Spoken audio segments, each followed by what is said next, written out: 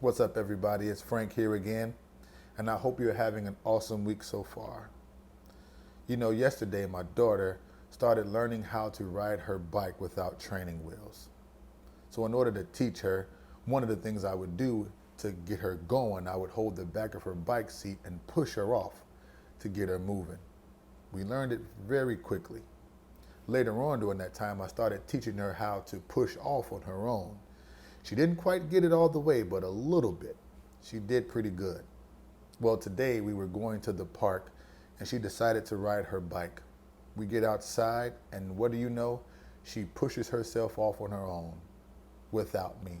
She rides down the street, goes around the corner, and when she gets to the next corner, she pauses, because of course we have to cross the street, and she says, "Dad, can you push me?"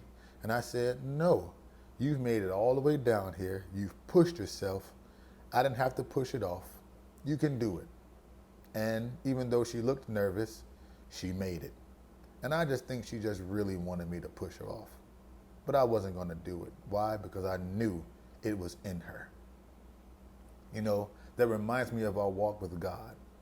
That it gets to a point in life where we mature in Him. And there's some things that we don't have to wait on God to do, but there's some things that God is waiting on us to do. There's some moves that we have to make instead of waiting on God to make those moves. How do I know this to be true? Well, Scripture says, "Greater is He that is in me than he that is in the world." That God has given us enough love, enough wisdom, enough understanding, enough grace, where we don't have to have our hands held all the time. That we can do some things on our own because He's with us, and we've learned so much from Him that we have enough God in us that we can make those things happen. We can fulfill those dreams. We can fulfill that calling, whatever it may be.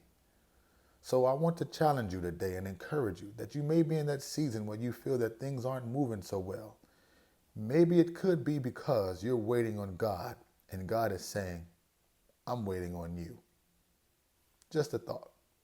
I'm Frank, and this is Frankly Speaking.